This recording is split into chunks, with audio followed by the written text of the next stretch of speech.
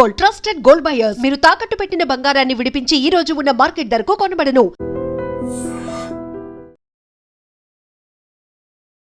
నమస్తే, welcome to I dream inside politics with కవిత.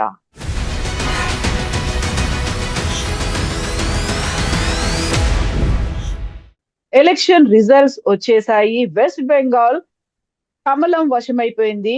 అందులోనూ particular గా తమిళనాడుకు సంబంధించి చూస్తే అన్ఎక్స్పెక్టెడ్ గా హీరో విజయ్ ఇప్పుడు కింగ్ గానే లేవబడుతున్నారు. నెక్స్ట్ ఏం జరుగుతుంది అనుకునేటువంటి ఆ టెన్షన్ నుంచి ఒక కంప్లీట్ పిక్చర్ క్లారిటీ వచ్చినట్టేనా?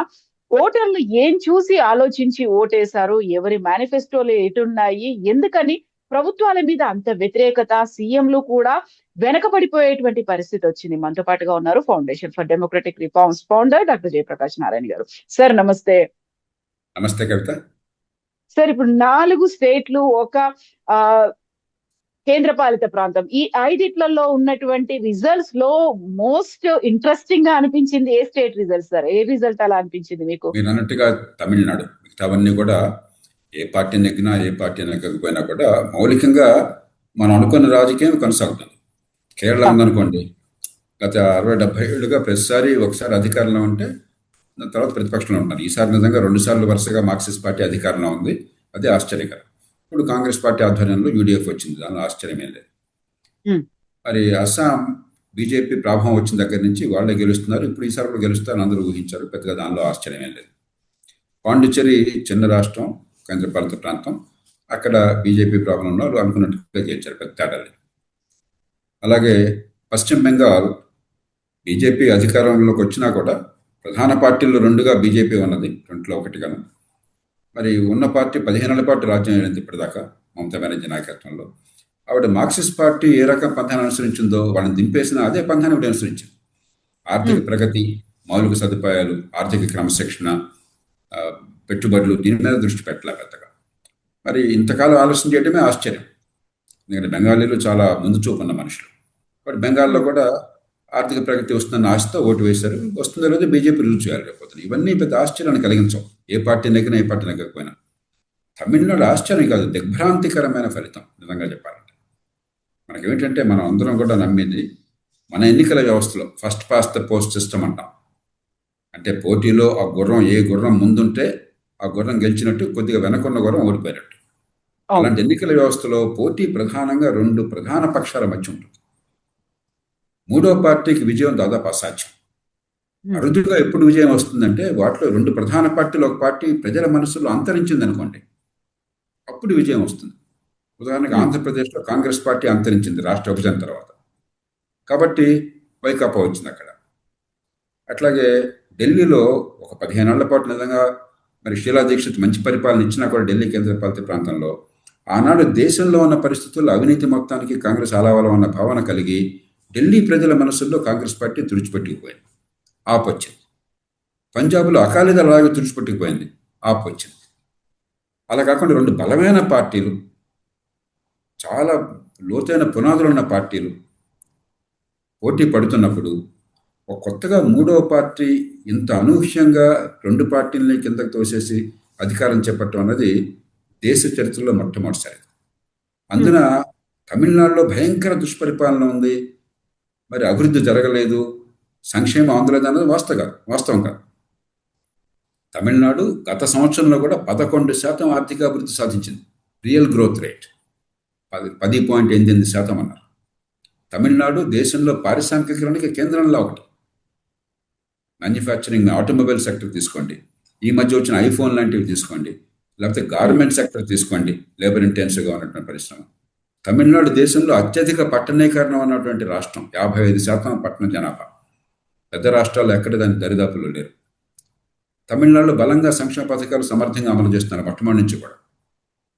అంచేత తమిళనాడులో ప్రత్యేకంగా అక్కడ భయంకరమైన పరిపాలన ఉంది, ప్రజల మనసుల్లో చాలా దుగ్ధం అన్నది, కోపం ఉంది 2 పార్టీలు అని చెప్పడానికి ఆస్కారం లేదు. అలాంటి పరిస్థితుల్లో ఈ మార్పు వచ్చిందంటే మనం ఊహించినంతగా ఈ సమాజంలో మార్పు వస్తున్నది.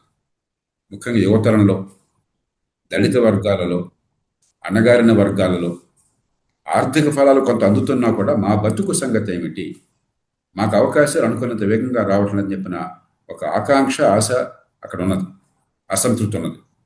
ఈ ప్రధాన పార్టీలు దాన్ని అర్థం చేసుకుని వ్యవస్థను వేగంగా మార్చి సామాన్యులందరికీ అవకాశం కలుగుతున్న విశ్వాసాన్ని కలిగించకపోతే ఏ రాష్ట్రంలో కూడా గతంలో లాగా వాళ్ళు కానీ మేము కానీ మిగతా వాళ్ళు ఎవరు లేరని చెప్పి అన్నారు ఇప్పటిదాకా నడుస్తుంది. అలాంటి దానికి అవకాశం లేదు. తమిళనాడు ఆ రకమైనటువంటి ఆపర్చునిటీ, ఒక అవకాశాన్ని ఇస్తుంది. ఒక ప్రమాదం కూడా ముంచుకున్నది. ప్రజలు బహుశా తీవ్రంగా అశాంతితో ఉన్న అతను వేగంగా మార్పులను కోరుకుంటున్నాను. మీకు గుర్తుందో లేదో, ఒకే ఒక్కడు ఒక సినిమా వచ్చింది, తెలుగు సినిమా, అవును, చాలా కాలం క్రితం. ఒక కుర్రాడు అకస్మాత్తుగా ముఖ్యమంత్రి అయిపోతాడు, 24 గంటలు దేశం మొత్తాన్ని మార్చేస్తాడు. ఇది ఒక భ్రమ. ఇది పూర్తిగా సినిమాల్లో కాల్పనిక సాహిత్యం తప్ప ఇలాంటిది అసాధ్యము, అది హాస్యాస్పదం. ఆ రకంగా ప్రజలు ఆశిస్తున్నారు అనుకోండి, వెంటనే మెరకిల్స్ జరిగిపోవాలి, అద్భుతాలు జరిగిపోవాలి, లేకపోతే ఊరుకోమని చెప్పి అలా వేస్తున్నారు అనుకోండి, దానికి ఇది సంకేతం అయితే ఇది ప్రమాదానికి సూచన. ఏదైనా కూడా దీనిలో అవకాశం అనుకున్నా ప్రమాదం అనుకున్నా కూడా ప్రధాన పార్టీలు, సంప్రదాయ పార్టీలు, జాతీయ స్థాయిలో కానీ రాష్ట్రంలో కానీ అందరూ కూర్చుని కొంచెం అహంకారాన్ని ఛేదించి ఎక్కడ వ్యవస్థలో పొరపాట్లు చేస్తున్నాం, జనానికి చేరువుగా ఎట్లా కావాలి, ఒకవేళ జనం అర్జెంటుగా క్షణాల్లో మార్పులు ఆశిస్తుంటే ఇది సాధ్యం కాదు, ఏ రకంగా నచ్చ చెప్పాలి, ఎలా వారిని భాగస్వాములను చేయాలి, సామాన్యులకి పేదలకు కూడా ఎలాగ సంపద సృష్టిలో భాగస్వామ్యాన్ని ఇవ్వాలి, అవకాశం ఎట్లా పెంచాలని చెప్పన్నది నిజాయితీగా ప్రయత్నం చేసి అధికారాన్ని వికేంద్రీకరించి రాజకీయ తీరు మార్చకపోతే వచ్చే కాలంలో ప్రమాదం ఉండొచ్చు అని చెప్పని సూచిస్తుంది. కాకపోతే హోల్ అండ్ సోల్ గా కంప్లీట్ గా విజయ్ వైపే వెళ్ళినటువంటి పరిస్థితి కనిపించట్లేదు కదా సార్. టీవీకే మ్యాజిక్ మార్క్ నైతే క్రాస్ అవ్వలేదు. అండ్ ఇంకొకరు ఎవరిదో ఒక సపోర్ట్ అయితే ఉండాలి. యాక్చువల్ గా విజయ్ కింగ్ మేకర్ అవుతాడా అనుకున్నప్పుడు ఆల్రెడీ కింగ్ అన్నట్టుగా అర్థమైపోయింది. ఆయనకు ఒక సపోర్ట్ గా కావాలనుకుంటే డిఎంకే వస్తుందా, ఏఐడిఎంకే వస్తుందా అంటే అది మనం ఊహించలేం. బహుశా నేను అనుకోవటం డిఎంకే మద్దతు తీసుకోకపోవచ్చు, బీజేపీ మద్దతు తీసుకోకపోవచ్చు. డిఎంకే లేని కాంగ్రెస్ మద్దతు తీసుకోవచ్చు, కాంగ్రెస్ తగిన సంఖ్యాబలం ఉంటే. లేకపోతే బీజేపీతో సంబంధం లేనటువంటి ఏడీఎంకే మద్దతు తీసుకోవచ్చు. ఏడీఎంకేలో డిఎంకేలోని చీలిన పక్షం ఎవరన్నా కలిసి వస్తే వాళ్ళని తీసుకోవచ్చు. రకరకాల కాంబినేషన్స్ అండ్ కాంబినేషన్స్ సాధ్యం. అంచేత భవిష్యత్తులో ప్రభుత్వం ఏర్పడుతుందో మనం చెప్పలేం. కానీ ఖచ్చితంగా ఇది ఒక అనూహ్యమైనది. ఇప్పుడు సొంత మెజారిటీ రాకపోవచ్చు, కానీ మన రాష్ట్రంలో చూసాం. బహుశా విజయ్ ఎంత పెద్ద స్టారో నాకు తెలియదు, ఆయన సినిమాలు చూడలేదు, నాకు తెలియదు దాని గురించి. చిరంజీవి గారు మన రాష్ట్రంలో, ఉమ్మడి రాష్ట్రంలో అంత పెద్ద స్టారే కదా, బహుశా అంతకంటే పెద్ద స్టార్ కదా. అందులో బహుశా విజయ్కి లేని ఒక బలమైన కులం అంటుంది కదా, ఒక సామాజిక వర్గం అంటుంది కదా. కాపు కులం అన్నది తెలుగు రాష్ట్రాల్లో అతిపెద్ద కులం. ఈ ఓసీలలో చాలా బలమైనటువంటి సామాజిక వర్గం ఆ అంటున్నది కదా. ఆయనకు వచ్చినట్టుగా వస్తాయి అనుకున్నాం. ఆనాడు చిరంజీవి గారికి నాకు గుర్తుంటే ప్రజారాజ్యం పార్టీకి 18% అనుకుంటే ఓట్లు వచ్చింది. అంతే సంఖ్యలో ఎమ్మెల్యేలు వచ్చారు. ఎందుకంటే ఒక స్థాయి దాటేదాకా మీకు ఓటు శాతం ఉన్నా కూడా ఆ సంఖ్యలో మీకు సీట్లు రావు. అది ఈ వ్యవస్థలో ఉన్నటువంటిది. ఇలాగ వస్తారనుకున్నాం. ఇప్పుడు ఏమైంది, ముక్కోణ పోటీ అయింది. ముక్కోణ పోటీలో మీకు 40% ఓట్లు రావక్కర్లా. మనకి తుది ఫలితాలు తెలియవు, అంకెలు ఎట్లా వచ్చినాయని చెప్పారు. సీట్లు కాదు, ఓట్లు ఎంత శాతం అని చెప్పారు. మనకు అర్థమైన మేరకు డిఎంకే ఏడీఎంకి 20% అటు ఇటుగా వచ్చినట్టున్నాయి. వీరికి బహుశా 25% అట్లా వచ్చి ఉండొచ్చు. ఆ 15 నుంచి 10కి వెళ్ళటం చాలు, 10 అదనంగా రావడం చాలు, ఇంత పెద్ద ప్రభావం రావడం. కాబట్టి రేపు పొద్దున ప్రభుత్వంలో సంకీర్ణం అవసరం అవుతుంది. సంకీర్ణం ఎవరితో అవసరమైనా కూడా ఖచ్చితంగా వీళ్ళు సాధించిన విజయం చాలా గొప్పది. అంటే ఇది విజయ గొప్పతనం అనా కాదు, తమిళనాడు సమాజంలో మనం అనుకోనటువంటి అశాంతి, వేగంగా మార్పు రావాలన్న కోరిక, ఉన్న రాజకీయం పట్ల విముఖత కనిపిస్తున్నాయి. కాబట్టి రేపు పొద్దున తమిళనాడు దేశంలో కాస్త మంచి పరిపాలన ఉన్న, ఆర్థిక ప్రగతి వేగంగా ఉన్న రాష్ట్రాల్లో ఒకటి అయినప్పుడు అక్కడే అలా ఉంటే దేశంలో ఎక్కడ ఎప్పుడైనా ఏదైనా జరగచ్చు. తెలంగాణలో జరగచ్చు, ఆంధ్రప్రదేశ్లో జరగచ్చు, ప్రతి రాష్ట్రంలో జరగచ్చు. ఇప్పటిదాకా 2 ప్రధాన పార్టీలు ఇట్లా గట్టిగా ఉన్నారు, మధ్యలో దూరేటువంటి సందు లేదు ఎవరికి అని చెప్పి అనుకున్నాం. అదే ప్రభావాన్ని మనం చూసాం. ఎంత గట్టి ప్రయత్నం చేసినప్పుడు లోక్సత్తా చేసి ప్రయత్నం చేయొచ్చు, లేకపోతే ప్రజారాజ్యం చేయొచ్చు, మరొకరు చేయొచ్చు, పవన్ కళ్యాణ్ గారు చేయొచ్చు. ఒక స్థాయి నుంచి ప్రభావాన్ని చూపెట్టలేకపోయినారు. ఎక్కడ ప్రభావం వచ్చింది? ఆంధ్రప్రదేశ్లో ఐకాపా ఎప్పుడు వచ్చింది? కాంగ్రెస్ పార్టీ పతనమైంది జనం మనసు నుంచి.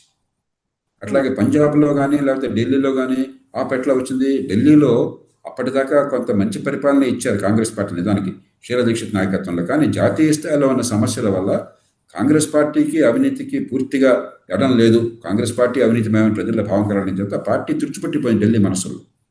పంజాబ్లో అకాలీదళ్ తుడిచిపెట్టిపోయింది. కాబట్టి ఒక పార్టీ ప్రధాన పార్టీ అంతర్ధానం అయితే ఇంకో పార్టీ రావడానికి సాధ్యం. అలా కాకుండా రావడం అనేది అనూహ్యమైనటువంటి సంఘటన. అంటే ఖచ్చితంగా ప్రజల్లో మనం ఊహించిన దానికంటే అసంతృప్తి ఎక్కువ ఉన్నది. సోషల్ మీడియా యుగంలో ప్రజలు అద్భుతాలు ఆశిస్తున్నారు. ఈ నేపథ్యంలో మనం రాజకీయ వ్యవస్థ పరిణతి చూపెట్టి అహంకారాన్ని వదిలి ప్రజల ఆకాంక్ష అనుగుణంగా వ్యవస్థల మార్పులను చూపెట్టి ప్రజలను ఆకట్టుకోవాలి. లేకపోతే మన దేశం బయట మన చుట్టుపక్కల ఉన్న దేశాల్లో శ్రీలంకలో చూసాము, నేపాల్లో చూసాము. ఒక విప్లవం తర్వాత లక్షలాది మంది రోడ్డు మీదకి వచ్చి ప్రభుత్వాన్ని బలవంతంగా దింపిన తర్వాత అనూహ్యమైన మార్పులు వచ్చినాయి. అనురాగ్ దిశనాయక వచ్చినా కూడా జనతా విముక్తి పరిమాణ పేరుతో శ్రీలంకలో, లేకపోతే బాలన్ షా వచ్చినా కూడా ఆర్ఎస్పి రాష్ట్రీయ స్వతంత్ర పార్టీ పేరుతో కొత్త పార్టీ పేరుతో అద్భుతంగా నేపాల్లో ముగ్గురు ప్రధానమంత్రి వచ్చినా కూడా అక్కడ పరిస్థితులు వేరు. తమిళనాడులో ఆ పరిస్థితులు లేవు. కాబట్టి తమిళనాడు జరిగింది, లేకపోతే ఇంక దేశంలో ఇంకోచోట జరగడం లేదు, ఎక్కడైనా జరగచ్చు. ప్రధాన పార్టీలు, జాతీయ పార్టీలు, ప్రాంతీయ పార్టీలు మేలుకొని ఎట్లా ప్రజల ఆకాంక్ష అనుగుణంగా రాజకీయాన్ని మార్చాలి. ఈ డబ్బుల పంపిణీ, ఈ తాత్కాలిక సంక్షేమము, ఈ కుటుంబాలు, కులాలు ఇదే రాజకీయంగా చేస్తున్నాయి ఏ పార్టీ వచ్చినా కూడా. దీనికి అతీతంగా నిజమైన ప్రజల జన రాజకీయాన్ని తీసుకొస్తాము, అధికారాన్ని వికేంద్రీకరిస్తాము, ప్రజల్ని భాగస్వామ్యం చేస్తాము, ప్రజల్ని విశ్వాసంలో తీసుకుంటామనే వ్యవస్థను తీసుకొస్తున్నామనే నమ్మకాన్ని కలిగించకపోతే ఎక్కడైనా ఇలాంటి జరిగే సాధ్యం ఉండదు. సార్, తమిళనాడులో వస్తున్నటువంటి లేటెస్ట్ డెవలప్మెంట్ ని బట్టి చూస్తూ ఉంటే అక్కడ మాజీ సీఎం స్టాలిన్ ఓడిపోయారు, టీవీకే అభ్యర్థి గెలిచారు, 9,000 ఓట్ల మెజారిటీతో ఆయన గెలిచారు అంటే స్వయంగా సీఎంఏ ఓడిపోవడం. పార్టీ అంటే పోవడం ఒకటే, లేకుంటే గవర్నమెంట్ మారిపోయింది అనుకుంటే సీఎం కి కూడా ఇప్పుడు ఎదురుగా ఉన్నటువంటి అభ్యర్థి సరికొత్త పార్టీ నుంచి వచ్చినటువంటి అభ్యర్థి, ఆయన చేతిలో ఓడిపోయారు అంటే ఏం నేర్చుకోవచ్చు సార్ దాని నుంచి? అంటే కవిత, ప్రజాస్వామ్యానికి ఉన్న గొప్పతనమే. ప్రజాస్వామ్యంలో ఎన్ని రకాల విమర్శలు చేసిన ప్రజాస్వామ్యాన్ని గురించి ఎన్నికల ఫలితాలు వచ్చే రోజున ఒకసారి వినమ్రతాభావం మనందరికీ వస్తుంది. ఈ సామాన్య ప్రజలు చాలా మందికి అక్షరజ్ఞానం లేకపోవచ్చు, లోకజ్ఞానం అందకపోవచ్చు, కొందరు నిరుపేదలు కావచ్చు. కానీ వాళ్ళు తలుచుకుంటే ఓటలు బళ్ళు అవుతాయి, బళ్ళు ఓటలు అవుతాయి. ఏ ముఖ్యమంత్రి అయినా, ఏ ప్రధానమంత్రి అయినా సరే నేను గొప్పవాడిని కాబట్టి ఇక్కడ కూర్చున్నానన్న అహంకారం అంటే అది రాచరికానికి తగ్గింది, కానీ ప్రజాస్వామ్యానికి కాదు. ఈ ప్రజలు ఏదైనా సాధించగలరు శాంతియుతంగా, నిశ్శబ్దంగా, రెండో కంటి తెలియకుండా. ఎన్నికలకు ముందు ఎవరన్నా కూడా స్టాలిన్ ఈ ఎన్నికల్లో తన నియోజకవర్గం ఓడిపోతారని ఊహించారా? లేదు. అందులో టీవీకే చేతులతో ఊహించారా? అంటే ఎంత నిశ్శబ్దంగా చేశారు. టీఎంకేకి యంత్రాంగం లేదా, డబ్బులు లేవా, ప్రచారం లేదా? అంచేత మొట్టమొదటి మనం గుర్తించాల్సిన ప్రజాస్వామ్యం అనేది అద్భుతమైన వ్యవస్థ. ప్రజాస్వామ్యంలో ఏదైనా సాధ్యం. రెండవది గుర్తించాల్సింది, ప్రజల్లో ఒకసారి అసంతృప్తి గూడు కట్టుకున్న తర్వాత మనుషులు వీళ్ళ వాళ్ళని చూడరు, మంచి చెడు కూడా చూడరు. ఉదాహరణకి మన ఆంధ్రప్రదేశ్లో వైకాపాని ఓడించారు. నిజంగా వైకాపాలో ఓడిన వాళ్ళల్లో కొందరు చాలా మంచి వాళ్ళు ఉన్నట్టు నేను విన్నాను. నిజాయితీ పరులు, సమర్థులు, మంచివాళ్ళు, ప్రజా సంక్షేమాన్ని కోరేవాళ్ళు. గెలిచిన వాళ్ళలో ఉన్నారు కొంతమంది. కానీ ఒకసారి ఆ భావం వచ్చిన తర్వాత ఇక మంచి చెడు విచక్షణ ఉండదు. ఒక స్వీప్ అంటాం, ఆ తుడిచిపెట్టడంలో మంచివాళ్ళు ఓడిపోవచ్చు, చెడ్డవాళ్ళు నెగ్గొచ్చు. చాలా ప్రభావం ఉండే పేరున్న వాళ్ళు ఓడిపోవచ్చు, పేరు లేని వాళ్ళు నెగ్గొచ్చు. బహుశా ఇవాళ విజయ్ పేరుతో ఎన్నికయ్యే వాళ్ళలో 190 మంది ఆ మనిషి ఎవరో ఓటర్లకు తెలిసి ఉండదు, ఆ రాష్ట్ర ప్రజలకు తెలిసి ఉండదు, ఆ మనిషి మొహాన్ని చూసి పేరు చూసి ఎవరు ఓటు వేసి ఉండరు. ఎగ్జాక్ట్లీ. విజయ్ కూడా అదే క్యాంపెయిన్ చేశాడు. ప్రతి చోట నేనే ఉన్నాననుకొని నాకు ఓటు వేయండి అనే మాట చెప్పాడు. అన్ని చోట్ల నేనే పోటీ చేస్తున్నాను అనుకోండి అనేది. సో ఇక్కడ మిగతా రాష్ట్రాలతో పోలిస్తే తమిళనాడులో రీజనల్ పార్టీలే పోటీలు పడ్డాయి. నేషనల్ పార్టీ రీజనల్ పార్టీతో కలిసి ఒక అలయన్స్ గా వచ్చింది. మిగతా అన్ని చోట్ల కూడా నేషనల్ పార్టీస్ ముందుకు వస్తున్నాయి, అక్కడ ఉన్నటువంటి రీజనల్ పార్టీస్ ని తుడిచేసే ప్రయత్నం చేస్తున్నాయి అనుకున్నప్పుడు ఇక్కడే సరికొత్తగా వచ్చినటువంటి ఇంకొక రీజనల్ పార్టీ అండ్ పాండిచేరిలో కూడా కొంచెం అక్కడ సిగ్నిఫికెంట్ గా కనిపించింది టీవీకే అనుకున్నప్పుడు ఈ మళ్ళీ మనం చూస్తున్న ఈ అనాలిసిస్ లో ఇట్లను రీజనల్ పార్టీలను వైప్ అవుట్ చేయడానికి నేషనల్ పార్టీలు ఉన్నాయి, అందుకోసమే రాష్ట్రాల్లో స్ప్రెడ్ అవుతున్నాయి అంటే తమిళనాడు రాజకీయాలు ఏం చెప్తున్నాయి సార్ మరి? అంటే రెండు రకాలుగా చూడాలి. ఒకటి, ప్రాంతీయ పార్టీలను ఎవరు తుడిచిపెట్టలేరు. ఎందుకంటే ప్రజాస్వామ్యంలో పోటీ అవసరము, ప్రజలు ప్రత్యామ్నాయాన్ని కోరుకుంటున్నారు.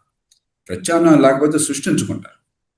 అంచేత బీజేపీ కానీ మరొక పార్టీ కానీ ప్రాంతీయ పార్టీని తుడిచిపెట్టేస్తాము, వేరే పార్టీలు లేకుండా చేస్తాము అనుకుంటే అది భ్రమ, అది ప్రమాదకరం కూడా. దాన్ని అసలు మనం దాన్ని పక్కన పెట్టేద్దాం. ఏదో ప్రత్యామ్నాయాన్ని ప్రజలు సృష్టించుకుంటారు. తమిళనాడు జరిగింది అది. ప్రత్యామ్నాయం కనిపిస్తూ ఉండగా కొత్త శక్తిని సృష్టించుకున్నారు. బహుశా బీజేపీ వారు ఇప్పుడు ఆ, కొంచెం కలత చెందుతుంటారు. ఎందుకంటే అన్నామలై ఒక యువకుణ్ణి, మంచి ప్రతిభ ఉన్న పేరున్న, గతంలో పోలీస్ అధికారిగా పనిచేసిన నాయకుడిని పెట్టుకున్నారు. ఆయన రాష్ట్రంలో కొంత ప్రభావం చూపెడుతున్నప్పుడు బీజేపీ ఒక అంచనా వేసింది. మామూలుగా అంచనా ఎవరు వేసినా అలాగే వేస్తారు. మనకు సొంతంగా గెలిచే అవకాశం లేదు మూడో పార్టీగా. పాతుకుపోయిన పార్టీలు ఉన్నాయి ఇక్కడ, ద్రవిడియన్ పార్టీలు. మనం ఏదో ఒక పార్టీతో, ప్రధాన పార్టీతో మద్దతు మనకు సంకీర్ణం లేకపోతే, పొత్తు లేకపోతే లోక్సభలో కూడా మనకు దెబ్బ తగులుతుంది. మన లోక్సభలో మనకి సీట్లు చాలా అవసరం. కాబట్టి ఏడీఎంకే కూటమికి వచ్చే సీట్లు మనకు మద్దతు ఇచ్చేదిగా లేకపోయినట్టయితే మనం ప్రమాదంలో పడతాం. అంచేత మనం తొందరపడద్దు అని చెప్పి ఒక నిర్ణయం చేసుకున్నారు. ఇప్పుడు బహుశా పొరపాటుని పడుకుంటారు. ఎందుకంటే ప్రజలు సిద్ధంగా ఉన్నారు, మనం సిద్ధంగా లేవేమో అని చెప్పిన భావన ఒకటి కలగచ్చు. దీని ప్రభావం రేపు తెలంగాణలో ఉండొచ్చు. తెలంగాణలో ఇప్పుడు దాకా ఏమైంది, లోక్సభ ఎన్నికల్లో సగం స్థానాలు బీజేపీ సాధించింది. మళ్ళీ తర్వాత ఈ పంచాయతీ ఎన్నికల్లో బీజేపీ వెనక్కి వెళ్ళిపోయింది. ప్రజల మనసుల్లో పెద్దగా కాంగ్రెస్ పార్టీకి పోటీ ఇస్తుందన్న భావం లేదు. కాబట్టి టీఆర్ఎస్ పెరిగే అవకాశం ఉంది.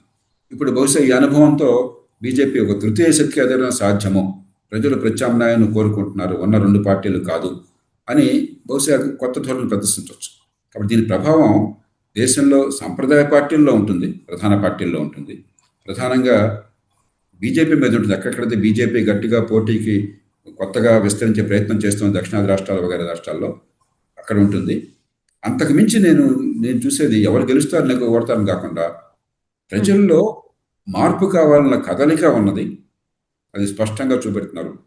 దానికి రాజకీయ పార్టీలు స్పందించాలి. వేగంగా అద్భుతాలు జరగాలన్నటువంటి అసంతృప్తి ఉన్నది. మొదటిది మంచిది, మార్పు కావాలన్న చైతన్యం దేశానికి మంచిది. అద్భుతాలు వెంటనే జరగాలన్నటువంటి అసంతృప్తి దేశానికి ప్రమాదకరం. దాన్ని గనక ఒక దారిని పెట్టకపోయినట్టయితే అద్భుతాలు జరగవు. మానవ జీవితంలో ఒకే ఒక్కడు సినిమాలాగా అద్భుతాలు జరగవు. అది సినిమాకి మాత్రమే సాధ్యం. మన కుటుంబం బాగుపడాలన్నా, దేశంలో సంపద సృష్టించాలన్నా, పేదరికాన్ని తొలగించాలన్నా, జీవన ప్రమాణాలు పెంచాలన్నా కూడా దీర్ఘకాలం ఆర్థిక ప్రగతి కావాలి. కష్టపడాలి, మనకు నైపుణ్యం అందాలి, మన అందరం కూడా ప్రగతిలో భాగస్వాములం కావాలి. అలా కాకుండా మ్యాజిక్ ఏదన్నా ఉంది, నేను గెలిస్తే రేపొద్దు అన్నీ జరిగిపోతాయన్న భావాన్ని కలగజేసి ప్రజలు దానికి కనుక, ముఖ్యంగా ఈ జెన్సీ అంటున్నాం, జెన్సీ దానికి కనుక బోల్తా పట్టట్టయితే అది ఖచ్చితంగా దేశానికి ప్రమాద ఖండిక. వెస్ట్ బెంగాల్ అనేది ఎలా ఉంది సార్? అక్కడ యాంటీ ఇన్కంబెన్సీ ఉందా, లేకుంటే బీజేపీ గవర్నమెంట్ చాలా అందులో ఎంటర్ అవ్వాలనేటువంటి ఒక శత విధాల ప్రయత్నాలు చేసింది, అది ఫైనల్లీ అది సక్సెస్ అయినట్టు కనిపిస్తోంది సార్? అంటే మమతా మీద వ్యతిరేకత ఉందా బీజేపీ, లేకుంటే మోదీ అమిత్ షాల వ్యూహం ఫలించిందా? అక్కడ చాలా సీరియస్ అలిగేషన్స్ మమతా బెనర్జీ చేశారు, కేంద్ర ప్రభుత్వం మీద చేశారు, సర్ మీద చేశారు, ఈసీ మీద చేశారు, సిబిఐలు ఇంక్లూడింగ్ ఆర్మీ మీద కూడా చేశారు తను. కవిత, మన దేశంలో ఎన్నికల ఫలితాలు ప్రజల ఓట్ల వల్ల వస్తున్నాయి తప్ప ఆర్మీ వల్ల కాదు, ఎన్నికల సంఘం వల్ల కాదు, ఈవీఎంల వల్ల కాదు, ఎస్ఐఆర్ వల్ల కాదు. నేను మొట్టమొదటి మాట మళ్ళీ మళ్ళీ మళ్ళీ స్పష్టంగా చెప్తున్నాను. అలా కాకపోతే జాతీయ స్థాయి అధికారంలో ఉన్న బీజేపీ, రాష్ట్రంలో అధికారంలో ఉన్నటువంటి డిఎంకే ఇద్దరు కలిసి విజయకి పట్టం కడతారా? ఇవన్నీ కూడా మనకేదో కుట్రలో కుతంత్రాలు అని చెప్పి నమ్మే కాన్స్పిరేటరీ థియరీస్ ఇప్పుడు ఉంటారు. ఎన్నికల్లో ఫలితాలకి ప్రజల మనస్సుల్లో ఉన్న ఆలోచనల మీద దృష్టి పెట్టకుండా రకరకాల గురుడీలు పెట్టేవాళ్ళు చాలా మంది. ఇవన్నీ పూర్తిగా అసత్యాలు, అది వాస్తవం కానే కాదు. మౌలికంగా నాకు అర్థమైనంతవరకు ఏం జరిగిందంటే, మార్క్సిస్ట్ పార్టీ 30 ఏళ్ల పాటు వాళ్ళ పిడివాదాన్ని పట్టుకుని ఇవాళ 5.5% దిగిపోయింది. బెంగాల్ పెరుగుతుంది, బెంగాల్ తగ్గిందని అంటలా, కానీ మిగతా దేశం ఇంకా బాగా పెరిగింది. కాబట్టి బెంగాల్ ఓటా దేశ సంపదలో ఈవేళ 5.5% పడిపోయింది, అంటే సగానికి పడిపోయింది అప్పుడు ఉన్న దానికంటే. అది కేవలం అక్కడ ప్రభుత్వాల నిర్వాహకం.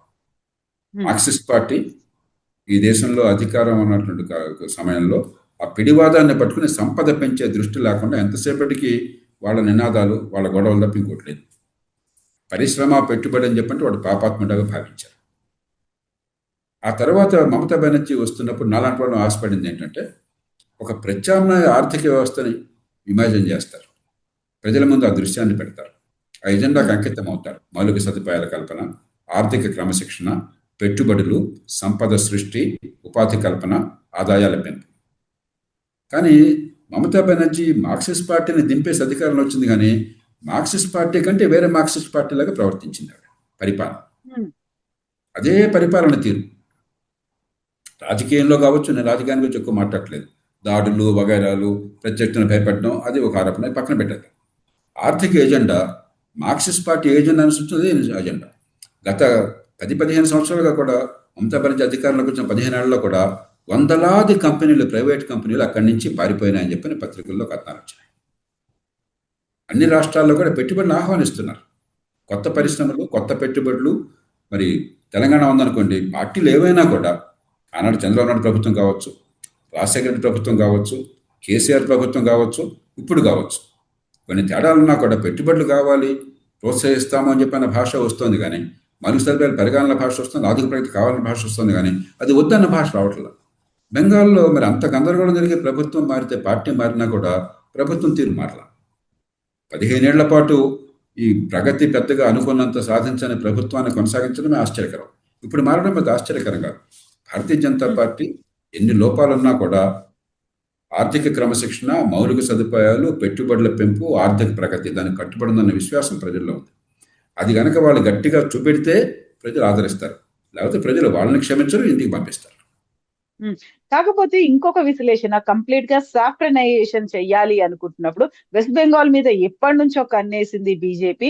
ఇప్పుడు ఫైనల్ గా దాన్ని సాధించింది అని చెప్పినప్పుడు బై హుక్కార్ కుర్క్ అంటారు, సమస్త శక్తుల్ని పెట్టి దాన్నే ఒక మెయిన్ ఎజెండాగా తీసుకొచ్చింది అనే ఒక మాట కూడా ఉంది కదా సార్.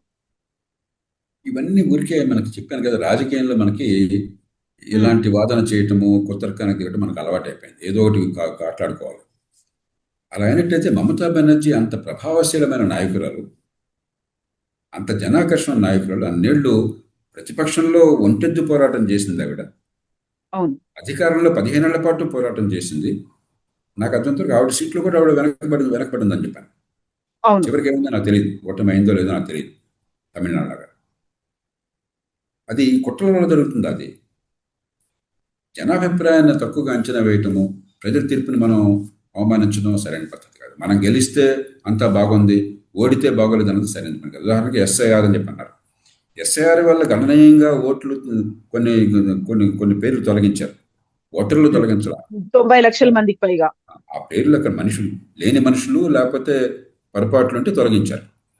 తొలగించిన గణనీయంగా ఉన్న చోట్ల ఫలితాలు ఎట్లా వచ్చినాయో, అవి లేని చోట్ల ఫలితాలు అంతకంటే ఎక్కువ వచ్చినాయి బీజేపీకి అనుకూలంగా. దాన్ని ఏమంటాం మరి? రాష్ట్రం అంతా ఒకే రకంగా ఫలితాలు వచ్చినప్పుడు ఎస్ఐఆర్ వల్ల మార్పు వచ్చిన నియోజకవర్గాల్లోనూ వేరే నియోజకవర్గాలు తేడా లేకుండా, మన ప్రజల తీర్పుని గుర్తించకుండా, దాన్ని గౌరవించకుండా, ఈ మధ్యకాలంలో ఈ దేశంలో కొత్త ఫ్యాషన్ అయిపోయింది. ఓడిపోతే ఎలక్షన్ కమిషన్లో ఓడిపోయాను, లేకపోతే రిగ్గింగ్ వల్ల ఓడిపోయాను, ఈవీఎంలో ఓడిపోయాను అంటే నేను ఒక్కడనే జీవితంలో శాశ్వతంగా అధికారంలో ఉండడానికి దేవుడు నాకు ఆదేశించాడు, నాకు అధికారం ఇచ్చాడు, నా జన్మ హక్కు అన్న భావన చూపెడుతున్నారు. ఇది ప్రజాస్వామ్యానికి అవమానం. ఏ పార్టీ అనేది, బీజేపీ కావచ్చు, కాంగ్రెస్ కావచ్చు, టీఎంసీ కావచ్చు, టీఆర్ఎస్ కావచ్చు, మరో పార్టీ కావచ్చు, వినమ్రత పాటించాలి, ఎన్నికల ఫలితాలను సరిసావహించాలి. ఎక్కడ ప్రజల ఆకాంక్షలకు అనుగుణంగా చేయలేకపోయినా, ఎక్కడ పొరపాటుని సరిదిద్దుకుంటే ప్రజలు గౌరవిస్తారు. అది సరైన రాజకీయం. ఎలక్షన్స్ ముందే వచ్చినటువంటి స్పెషల్ ఇంటెన్సివ్ రివిజన్ కావచ్చు, ఆ తర్వాత వచ్చినటువంటి ఉమెన్ రిజర్వేషన్ బిల్లుకు నియోజకవర్గాల పునర్విభజన, దీనికి లింక్ పెట్టి వాటిని నల్ల చట్టాలు అని వాయిస్ రేస్ చేసినటువంటి ఇద్దరు సీఎంలు, ఒకరు మమతా బెనర్జీ, ఒకరు స్టాలిన్. ఈ ఇద్దరు పరిస్థితి, వాళ్ళ పార్టీలు ప్రభుత్వం పోయింది, పార్టీ కూడా ఓడిపోతోంది, ఒకరు ఓడిపోయారు, ఇంకొకరు వెనకంజలో ఉన్నారు అనుకున్నప్పుడు సో కేంద్ర ప్రభుత్వం తీసుకొచ్చిన దానికి ఒక కంప్లీట్ గా ఈ రెండు రాష్ట్రాలు సపోర్ట్ చేశాయా, అది వాళ్ళకి బలంగా మారిందా, వీళ్ళని వ్యతిరేకించాయనుకోవాలి సార్? అక్కడ లోకల్ గా కేంద్ర ప్రభుత్వం తీసుకొచ్చినటువంటి పథకాల మీద, కార్యక్రమాల మీద ఈ రాష్ట్రాల సపోర్ట్ ఉందా? ప్రజలు యాక్సెప్ట్ చేస్తున్నారా? మౌలికంగా నాకు ఆర్థిక ప్రగతి సరిగ్గా ఉందా లేదా, దానికి బాట వేస్తున్నారు, అదే కనిపిస్తుంది ఇక్కడ ఏజెంట్. అంతేగాని ఎస్ఐఆర్ వల్ల కాదు, లేకపోతే పార్లమెంట్లో బిల్లు తేవడం వల్ల కాదు, ఆ బిల్లు వ్యతిరేకించడం వల్ల కూడా కాదు, దాని ప్రభావం కూడా ఏం లేదు. ప్రజల్లో అటు రెండు పక్కల పడలేదు.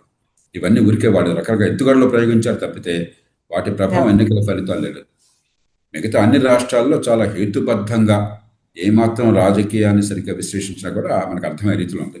తమిళనాడు ఒక అనూహ్యమైన ఫలితం, దాని గురించి లోతుగా మనం శోధించాలి. ఈ ప్రజల ఆకాంక్షలు, ప్రజల బహుశా అత్యాశలు కూడా కావచ్చు, అత్యాశలు. ఉదాహరణకు ఒక 64,000 కోట్ల రూపాయలు, 70,000 కోట్ల రూపాయలు అదనంగా అక్కడ ఈయన విజయ్ ఇచ్చినటువంటి హామీల ప్రభావం ఉంటుంది. ఇప్పటికే సంక్షేమం బలంగా ఉన్న రాష్ట్రాలు, కాస్త కూస్త మంచి పరిపాలన ఉన్న రాష్ట్రం, మిగతా రాష్ట్రాలు అనేది కాదు. కాబట్టి అక్కడ అత్యాశ కూడా కావచ్చు ప్రజలు, వేగంగా శరవేగంగా మెరుకులు జరగాలని కోరిక కూడా ఉండొచ్చు. మిగతా రాష్ట్రాల్లో ఫలితాలన్నీ కూడా మనం నిజాయితీగా ఆలోచిస్తే అవన్నీ కూడా మామూలు రాజకీయ మోసలో ఉన్నాయి, ప్రజల ఆకాంక్షలను ప్రతిబింబిస్తున్నాయి. Yes, sir. Thank you so much, sir. Thank you for giving us time, sir. Thank you, sir. Thank you.